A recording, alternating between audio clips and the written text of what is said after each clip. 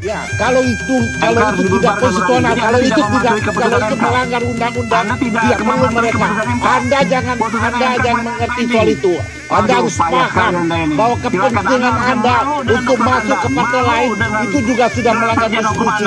Anda harus pikirkan ya bagaimana supaya kepentingan bangsa ini di atas kepentingan politik Anda. Itu yang pertama. Yang kedua, bagaimana mungkin Anda masuk di wilayah partai orang mencoba membujuk rayu kader partai orang. Ini Anda keliru berpikirnya. Keliru bagaimana merebut kekuasaan. Kekuasaan itu harus direbut pakai etika dan moral. Bukan direbut dengan segala cara dan menghalalkan segala cara. Ini bahaya untuk demokrasi dan bangsa ini ke depan.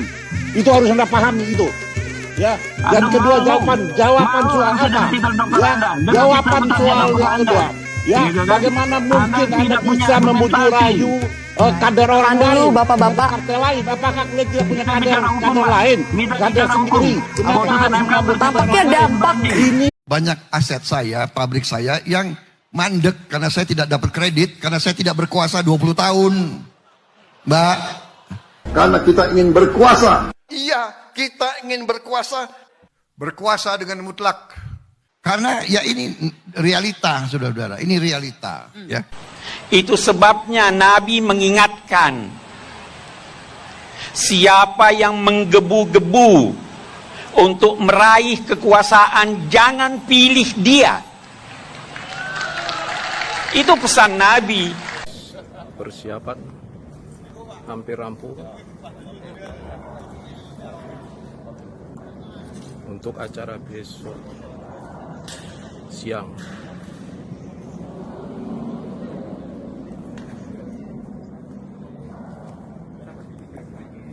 Nah, sudah semuanya terpasang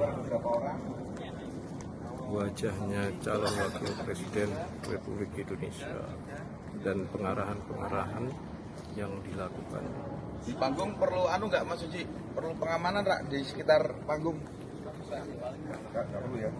Menyibukkan mereka menuju kekalahan, menuju kehancuran. Kita konfirmasi semua kesombongan kekuasaan yang dilakukan oleh Fir'aun. Di ujung-ujung kekuasaan itu selalu menonjol kesombongan. Jadi umat sudah menangkap.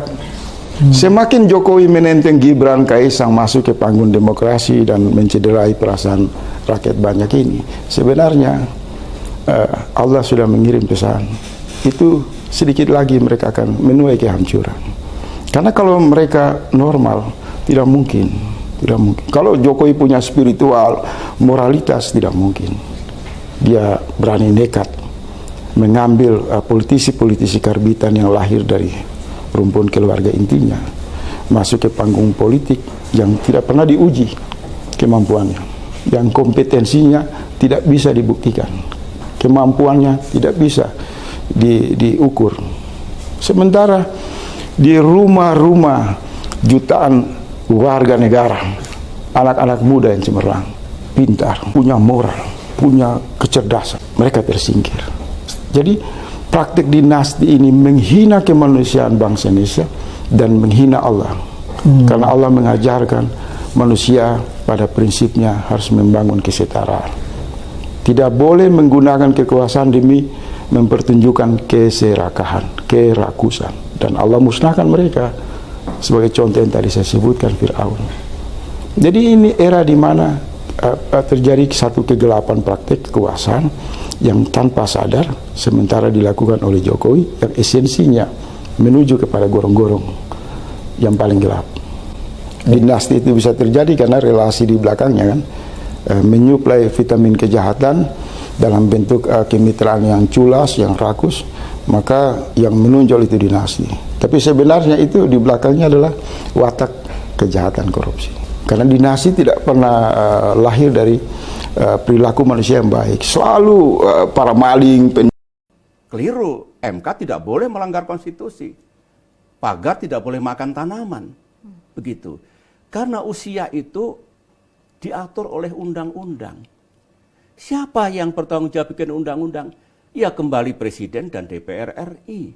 Sedikit kontribusi DPD.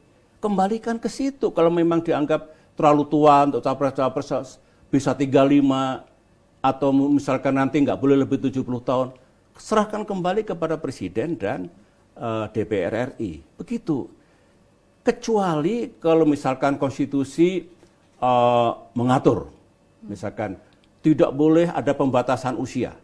Konstitusi misalnya, undang-undang ada pembatasan 40 tahun. Nah baru itu dilakukan judicial review, MK menguji apakah bertentangan dengan konstitusi. Ini nggak ada urusannya dengan konstitusi.